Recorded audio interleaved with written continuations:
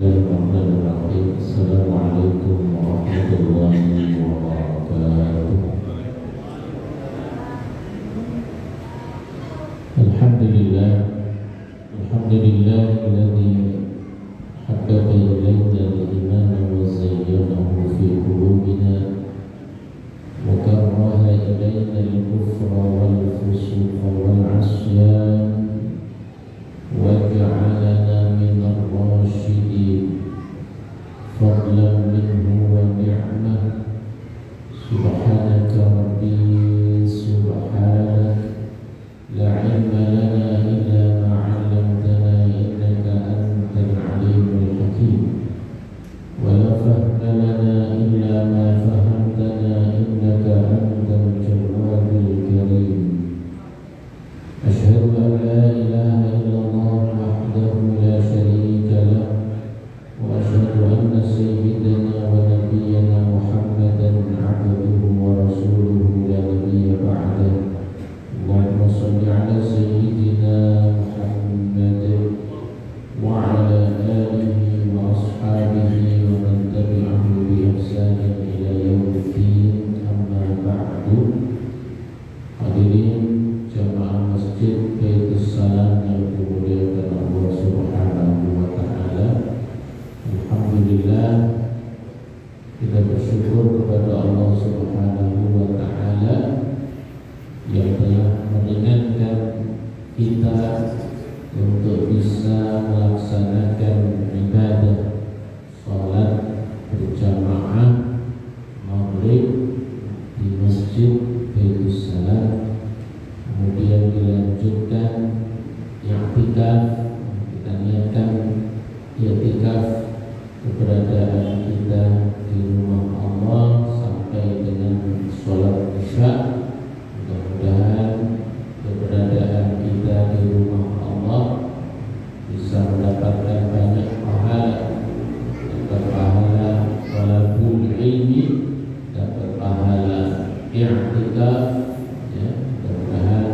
Semua yang kita lakukan di rumah Allah ini dicatat sebagai amal ibadah terbaik di sisi Allah Subhanahu wa taala. Allahumma amin.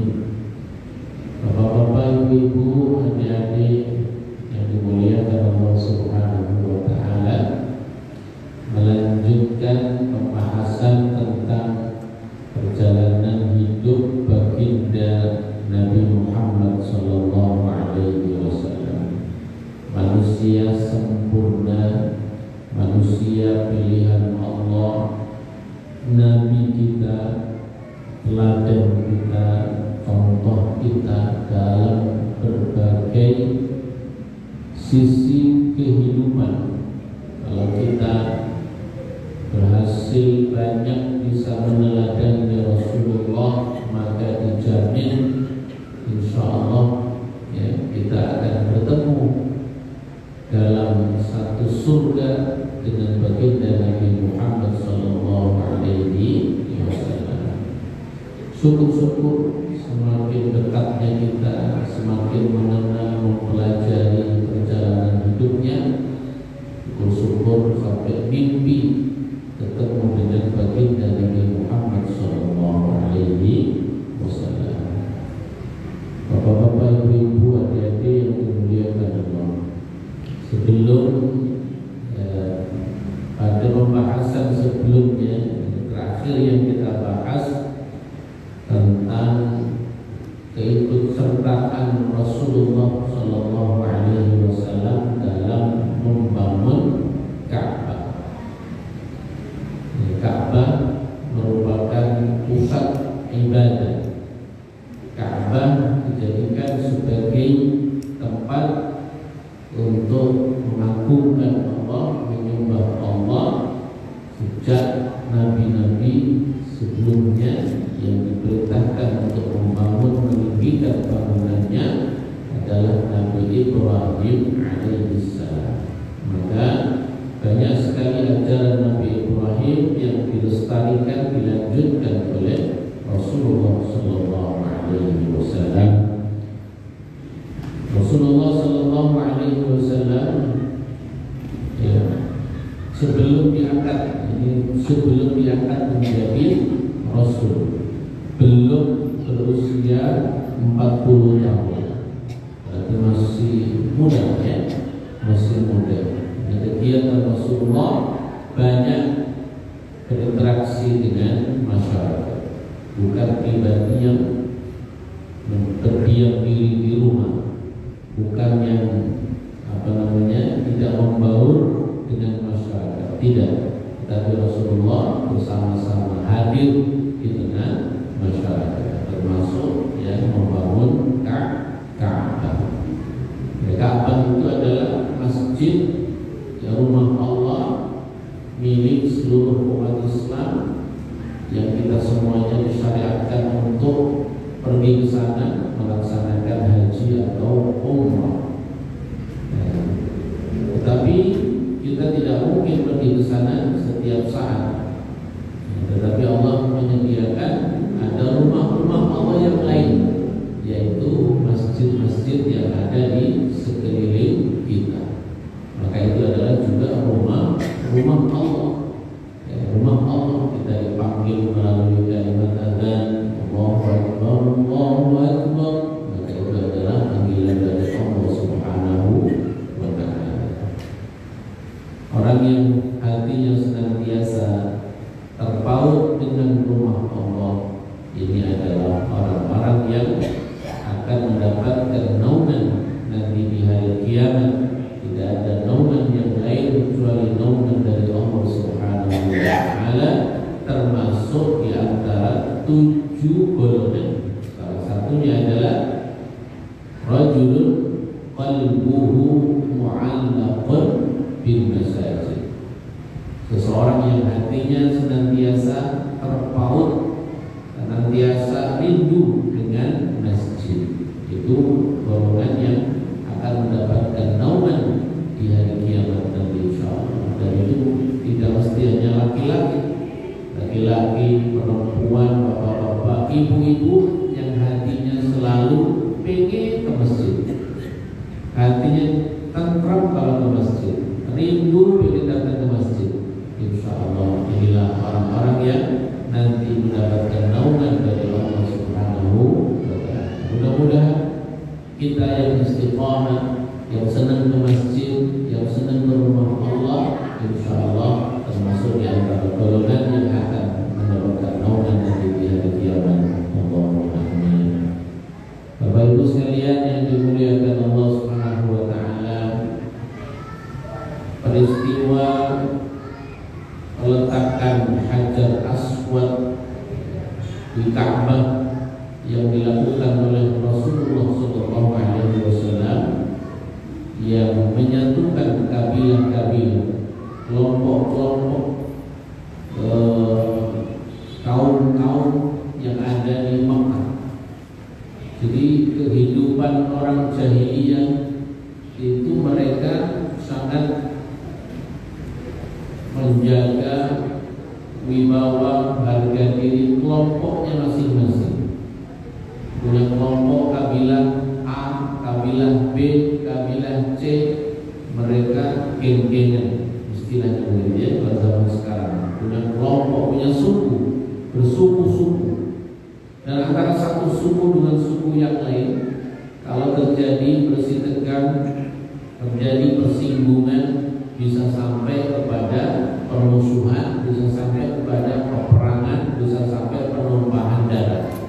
Itu akhlak, itu karakter kebiasaan orang-orang jahiliyah yang belum tersentuh oleh Islam, yang belum datang ajaran Islam. Kebiasaannya begitu, sampai urusan meletakkan batu yang mulia di Ka'bah itu mereka rebutan.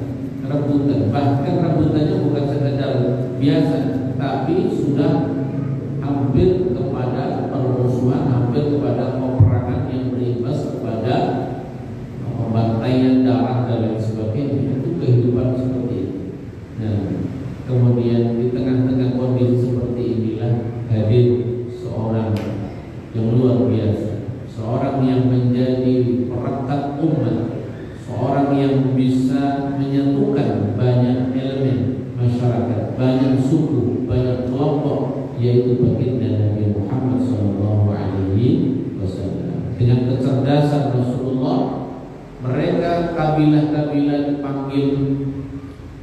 dipanggil pimpinannya untuk mewakili kelompoknya, kemudian masing-masing memegang ujung daripada surbannya Nabi Muhammad, kemudian diletakkan di atasnya Hajar Aswad, kemudian digotong barang-barang.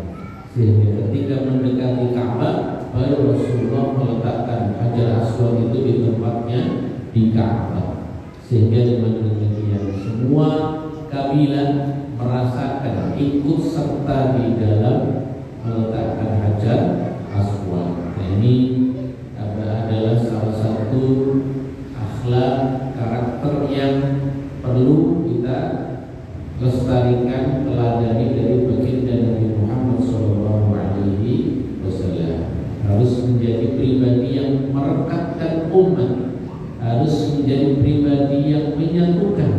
Jangan sampai naudzubillah kita menjadi pribadi yang memecah belah, menjadi penyebab terjadinya kekisruhan, naudzubillah, atau ikut misalkan api sudah semakin dekat, ya, permusuhan disirami pakai bensin, gitu ya, sudah terjadi perpecahan yang luar biasa. Maka tidak diharapkan ya, yang seperti ini. Kita ingin meneladani Rasulullah menjadi pribadi yang mempersatukan, merekatkan, menghimpun umat. Ya, nah ini kita ingin belajar dari baginda Nabi Muhammad SAW. Baik, ketika Rasulullah mendekati usia 40 tahun, gitu ya, usia 40 tahun.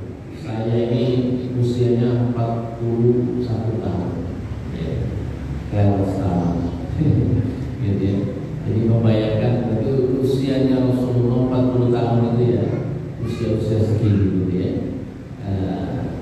Itu Rasulullah diberikan rasa senang untuk menginap di tempat yang sepi, menyendiri, berkhalwah atau ikhtilah, itu namanya menyendiri, memisahkan diri dari hiruk pikuk dunia, memisahkan diri atau menyendiri dari kesibukan duniawi. Ya. Biasanya kalau kita dalam kehidupan kita sehari-hari itu, kegiatan kita banyak sekali, bertemu mulai dari pagi ya, sampai sore, malam, aktivitas padat sekali, gitu ya, banyak aktivitas. Begitu juga sama yang dialami orang-orang. Inna sa'yakum lasyadda. Sesungguhnya yang kalian upayakan itu sangat banyak, beragam, macam-macam. Ada orang yang ya, di saat ini orang macam-macam aktivitasnya, betul ya?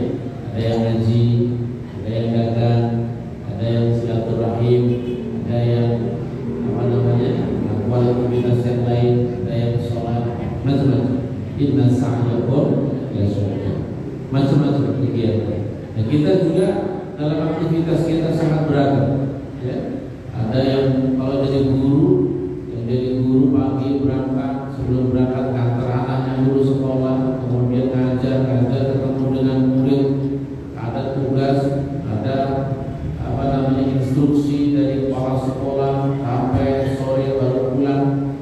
Begitu juga ada yang bekerja sebagai tukang batu, ya, kerja dari pagi sampai sore, menghabiskan tenaganya, sampai malam hari lagi, kemudian istirahat.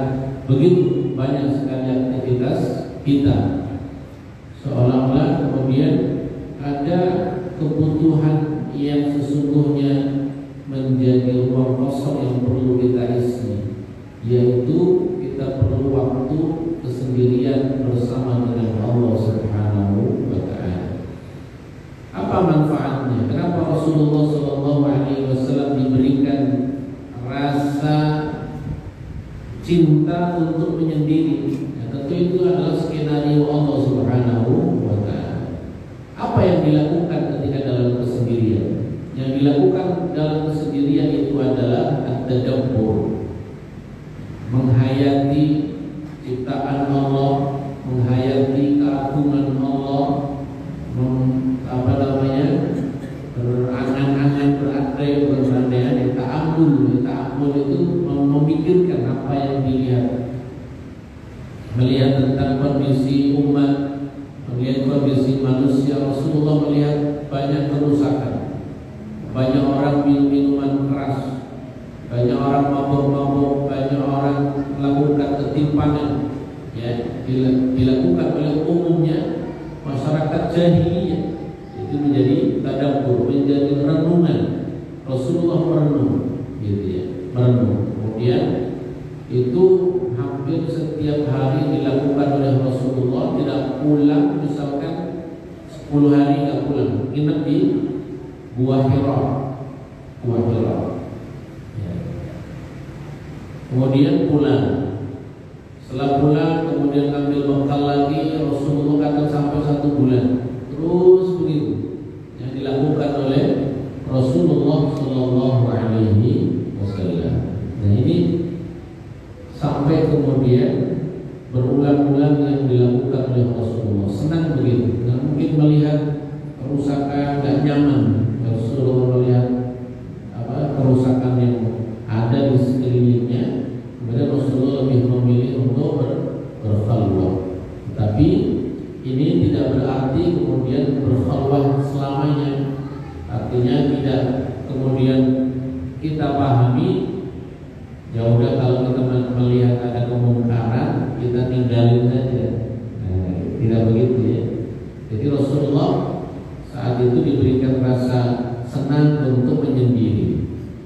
Itu usaha dan cara Allah Subhanahu wa taala sebelum akan menurunkan wahyu kepada Rasulullah Shallallahu Alaihi Wasallam. Dan selain merenung, Rasulullah juga beribadah. Rasulullah sebelum diangkat menjadi Rasul, seperti apa ibadahnya? Tentu ibadahnya adalah mengikuti ajaran yang diajarkan oleh kakek beliau, ya, Abdul Muthalib, yang masih mengikuti ajaran Nabi Ibrahim alaihissalam. Jadi Nabi Ibrahim itu, karena dulu Nabi Ibrahim berdakwah di Mekah, masih ada sisa-sisa orang-orang yang taat. Tidak selamanya, tidak semuanya orang itu seperti yang digambarkan kejahatan orang jahiliyah. Masih ada yang baik, termasuk kakek beliau Abdul Muthalib, termasuk ayah beliau, meskipun beliau tidak bertemu dengan ayahnya, tapi diajarkan oleh kakeknya Abdul Muthalib. Ada nilai-nilai positif yang diajarkan dan itu kemudian dilakukan. Nah, di sini ada pelajaran yang bisa kita ambil. Yang pertama bahwa ketika Rasulullah diberikan rasa cinta untuk menyendiri sebelum diangkat menjadi seorang Rasul, maka ini menjadi bukti yang besar bahwa bagi seorang Muslim perlu waktu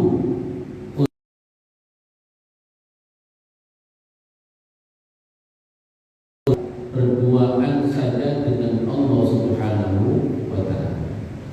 Ada perlu waktu kita menyendiri, berduaan sama Allah Subhanahu wa ta'ala, ibadah kita. Makanya kalau bisa di rumah kita ada tempat khusus kita untuk ibadah, ada tempat khusus untuk sholat, kemudian bikin mihrab di rumah kita untuk tempat kita mengadu kepada Allah Subhanahu wa ta'ala. Ya, ini pilih salah satu ruangan yang makbul, gitu ya, atau yang memungkinkan bisa dipakai untuk kita beribadah kepada Allah, berkhidmat dengan Allah Subhanahu wa ta'ala. Kalau enggak, di sini ada di Cirebon ada Gua Sunyaraki, ya, bisa dipakai. Sesekali barangkali perlu ke Gua Sunyaraki, bukan hanya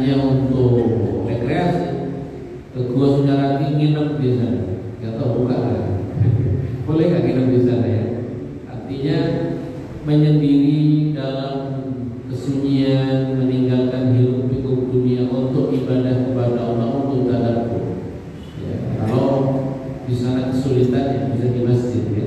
Bisa di masjid, kemudian di waktu yang paling sepi itu adalah ya di malam hari seperti malam. Itu kita gunakan untuk beribadah kepada Allah Subhanahu wa taala.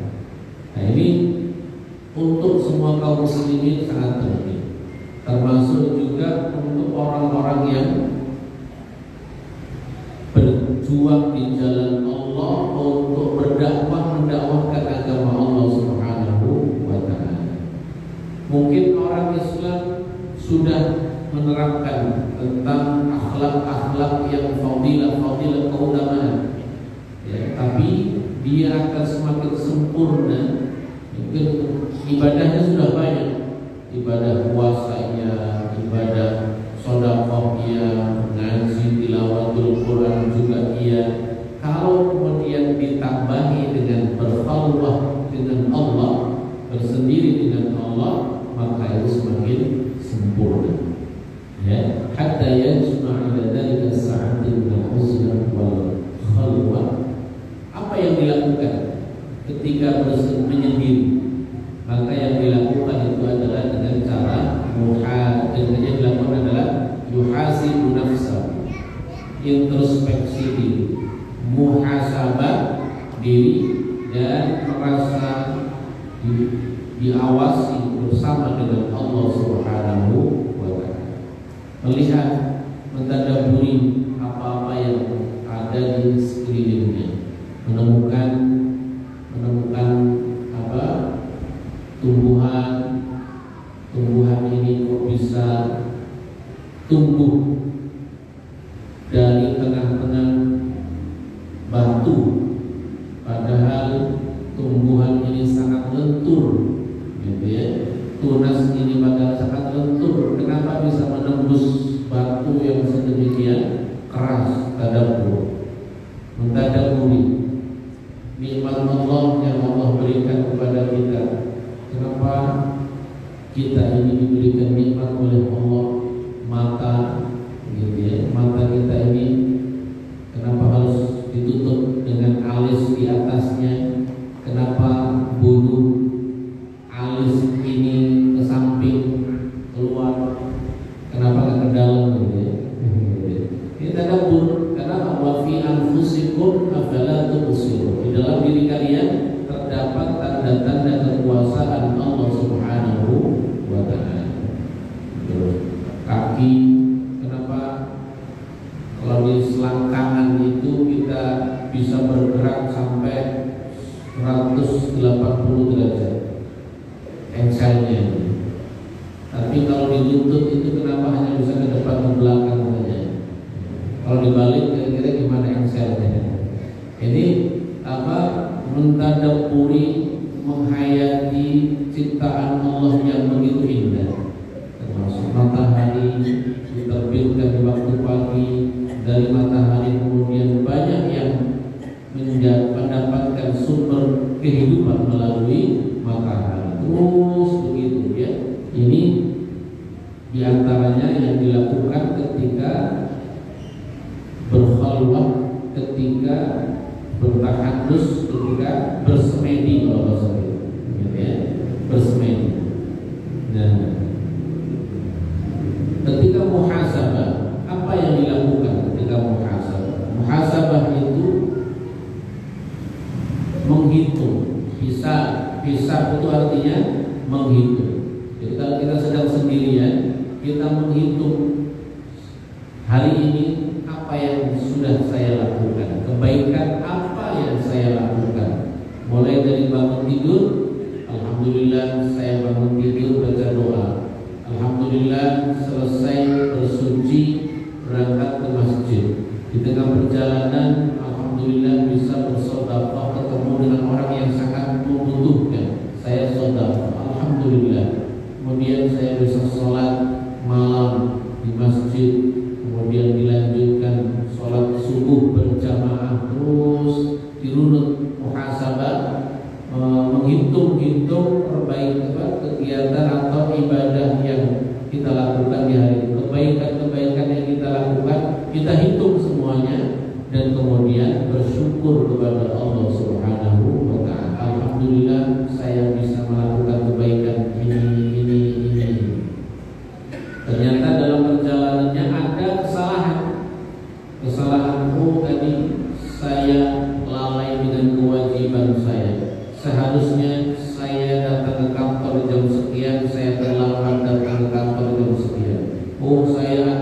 kewajiban kepada anak saya untuk bimbing, membantu mengerjakan pekerjaan rumah, saya tinggalkan anak saya. Anak saya harusnya saya dampingi ngaji Quran, hari ini saya tidak mendampinginya. Ketika menemukan aktivitas kegiatan-kegiatan yang tidak baik, maka di situ kita beristighfar kepada Allah Subhanahu wa taala. Ini contoh muhasabah, contoh memperbaiki, mengintrospeksi diri. Dan di situ bukan untuk diumbar kepada orang lain, tetapi adalah untuk diri kita sendiri. Dan itu sesuai dengan apa yang disebutkan oleh Khalifah Sayyidina Umar bin Khattab, hasibu anfusakum qabla an tuhasabu. Introspeksi, hitung-hitunglah diri kalian sebelum nanti akan dihisab. Kalau sudah di akhirat, kalau sudah masuk masa hisab, ya, akan kelihatan semua, dihisab semuanya. Maka disitulah pentingnya muhasabah itu untuk meningkatkan diri dan semakin mendekatkan diri kita kepada Allah Subhanahu wa taala. Kemudian hikmah yang lain bahwa menyendiri untuk beribadah kepada Allah Subhanahu wa taala, salah satunya juga diantaranya untuk menghilangkan atau menghindarkan penyakit yang ada di dalam hati kita. Ada penyakit hati yang tidak hilang, tidak ada obatnya kecuali dengan bertaubat atau dengan menyendiri dengan Allah Subhanahu wa taala. Ketika kita beribadah secara terang-terangan, masjid ibadah, kita melaksanakan ibadah di masjid, sholat berjamaah, ketemu orang di jalan, kemudian kita dipuji, masya Allah, Pak Haji luar biasa rajin ke masjid. Kadang-kadang penyakit hatinya timbul riya, gitu ya, timbul rasa, oh iya saya dipuji ibadah saya, gitu ya. Kadang-kadang kemudian muncul rasa bahagia misalkan, atau muncul dia, oh jadi ibadah saya diketahui oleh orang lain. Nah, ini penyakit-penyakit hati yang perlu satu saat kemudian kita betul-betul ibadah tulus, hanya yang mengetahui hanya Allah Subhanahu wa taala. Jadi pelajaran yang bisa kita ambil dari proses Rasulullah. Kenapa Rasulullah itu senang, diberikan rasa senang oleh Allah untuk menyendiri, ya, sebelum akan diturunkan wahyu kepada Rasulullah SAW. Dan itu terus berjalan berhari-hari sampai kemudian Rasulullah suatu malam didatangi oleh malaikat Jibril. Ketika didatangi oleh malaikat Jibril, ada hadisnya sebagaimana diriwayatkan oleh Sayyidah Aisyah radhiyallahu anha. Malaikat Jibril mendatangi Nabi Muhammad SAW. Nah, sebelum kita akan membahas tentang bagaimana awal mula turunnya wahyu kepada Rasulullah SAW, ya, bahwa manfaat juga disebutkan oleh Syekh Ramadan Al-Buti, bahwa manfaat bagi seorang mukmin untuk menyendiri dengan Allah Subhanahu wa taala itu juga adalah untuk mendidik hati kita agar mempunyai rasa cinta kepada Allah Subhanahu wa taala. Mahabbatullah. Nah, biasanya yang melakukan seperti ini adalah apa? Kalau dalam Islam itu ada yang disebut dengan tasawuf, gitu ya.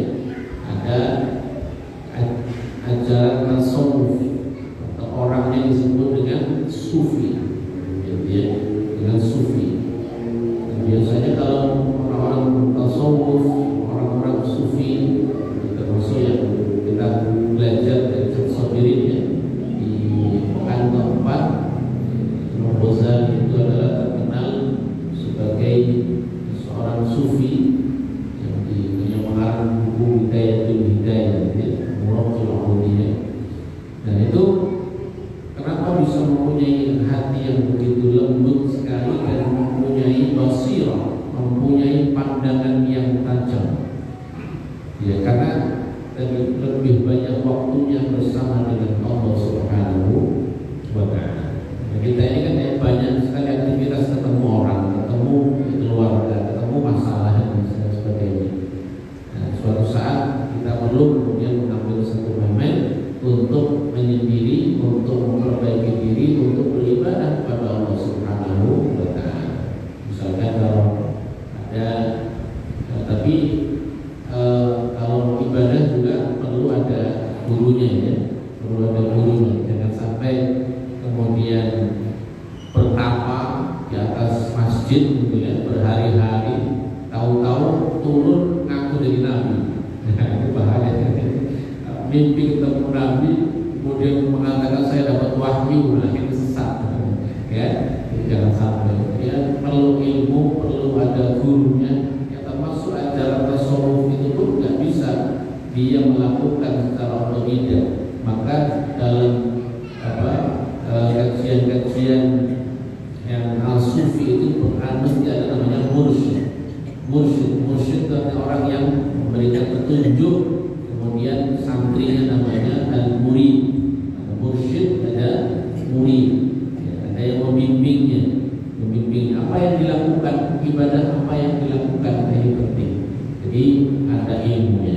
Karena kalau tidak dibekali oleh ilmu dia sendiri, kemudian dia menyendiri, akhirnya dia menyendiri tapi dia meninggalkan sholat 5 waktu, itu benar juga, ya, salah. Jadi harus tetap syariat Allah itu tetap dilaksanakan, tetapi untuk menyempurnakan, ya, hubungan kita dengan Allah Subhanahu wa Ta'ala, kita mengambil waktu yang panjang untuk berzikir kepada Allah Subhanahu wa Ta'ala. Tentu kita ingin juga kesempurnaan, tapi tetap harus seimbang. Jangan sampai kemudian menekuni ini sampai kemudian akhirnya meninggalkan betul-betul, ya, nggak makan, nggak minum, nggak datangin istrinya. Nah, ini juga salah. Ya, tetap harus seimbang.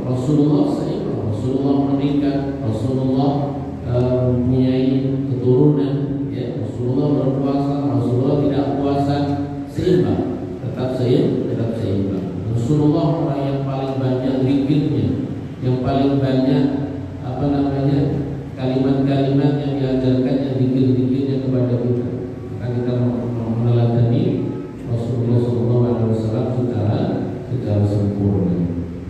Nah, Bapak Ibu sekalian yang dimuliakan Allah Subhanahu wa Ta'ala, sampailah kemudian datang malaikat Jibril dalam kondisi seperti itu. Jadi Rasulullah menginap itu tidak 1 malam 2 malam, tapi berbulan-bulan, ya, berbulan-bulan. Artinya jiwa Rasulullah itu betul-betul memang sudah disiapkan dalam kondisi hati yang sudah disiapkan, ya, dalam kondisi batin yang sangat siap untuk menerima wahyu Allah Subhanahu wa Ta'ala melalui ikhtilaf fi ghari Hira, yaitu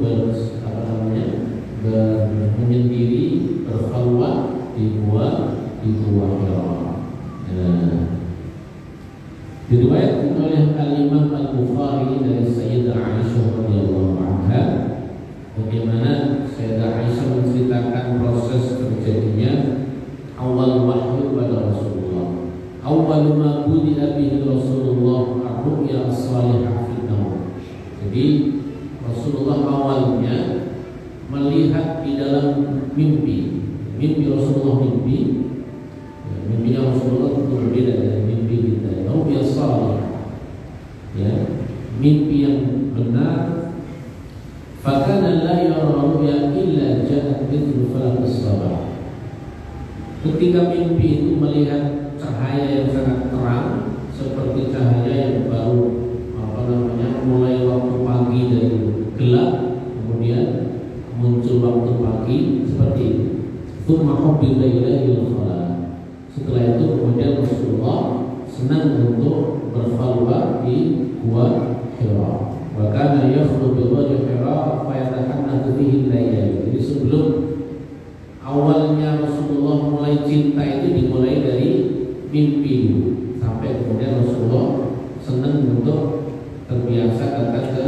Bisa? Belum ya? Saya berapa? Belum.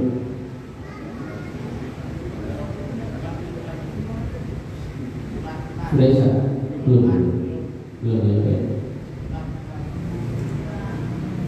Wakana yakhlu bi ghari Hira, Rasulullah kemudian berkhalwat di gua Hira, kemudian bertahanus bermalam-malam di sana cukup lama.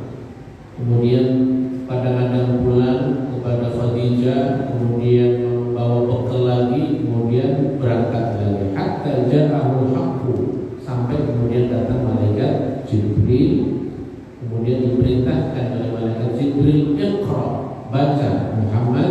Kemudian Rasulullah menjawab, Ma ana biqari, saya nggak bisa baca. Gitu ya. Qala fa'akhadani faghattani hatta balagha minni al-juhda thumma arsalani faqala. Jadi malaikat Jibril tidak berhenti begitu saja, tapi membimbing Rasulullah, dipegang Rasulullah, kemudian dirangkul Rasulullah agar Rasulullah lebih sungguh-sungguh lagi, sampai kemudian yang ketiga kalinya, thumma arsalani faqala iqra bismi rabbikal ladzi khalaq. Ketika yang ketiga, malaikat Jibril mentalqin 5 ayat. Iqra bismi rabbikal ladzi khalaq, khalaqal insana min 'alaq, iqra wa rabbukal akram alladzi 'allama bil qalam 'allamal insana ma lam ya'lam. Apakah malaikat Jibril bawa catatan Quran? Enggak ya. Saat itu Al-Quran belum dicatat ya. Jadi malaikat Jibril enggak bawa kertas baca, bukan gitu. Jadi Quran itu maknanya tidak kemudian berarti membaca, tapi melafalkan itu juga maksudnya adalah iqra, tanpa melihat tulisan, gitu ya. Ketika disuruh membaca, Rasul nggak bisa baca. Kalau Rasul nggak bisa baca, apa yang mau dibaca? Begitu. Kemudian makanya malaikat Jibril mentalqin. Mentalqin itu apa? Memberi contoh, memberi contoh. Dan inilah yang kemudian dipakai metode menghafal Al-Quran itu dengan cara talqin, berikan contohnya. Iqra bismi rabbikal ladzi khalaq, diajarkan oleh malaikat Jibril. Khalaqal insana min 'alaq, iqra wa rabbukal akram alladzi 'allama bil qalam 'allamal insana ma lam ya'lam. Nah, ini yang diajarkan oleh malaikat Jibril. Ini bahasa Arab. Rasulullah yang ngerti bahasa Arab. Rasulullah kalau di sini kelihatannya cuma satu kali langsung hafal Rasulullah ya, karena nggak diulang pun. Ini hadis riwayatnya begitu disampaikan oleh Rasulullah, diriwayatkan oleh Sayyidah Aisyah, karena bagi Rasulullah yang dialeknya menggunakan bahasa Arab, ini adalah kalimat-kalimat berbahasa Arab. Rasulullah cerdas, langsung hafal. Rasulullah ketika ditalqin oleh malaikat Jibril, sekali yang ditalqin langsung hafal. Dapat wahyu pertama surat Al-Alaq ayat 1 sampai ayat 5. Dibawa pulang ke rumah dalam keadaan menggigil, yartajif, kemudian penuh dengan rasa takut. Kemudian datang kepada istrinya Khadijah radhiyallahu anha. Kemudian Rasulullah mengatakan zammiluni, selimuti aku. Rasulullah merasa kedinginan, minta diselimuti oleh istrinya Sayyidah Khadijah. Fazammaluhu hatta dhaba anhu raw, sampai diselimuti sampai kemudian Rasulullah hilang rasa takutnya, hilang rasa menggigilnya. Kemudian mengatakan kepada Khadijah, apa yang terjadi kepadaku? Laqad khasyitu ala nafsi, saya takut kepada diri saya sendiri, kata Rasulullah. Qalat Khadijah, wallahi la yukhzika Allahu abadan. Jadi Rasulullah setelah bertemu dengan malaikat Jibril, kemudian diceritakan Sayyidah Khadijah, Rasulullah takut.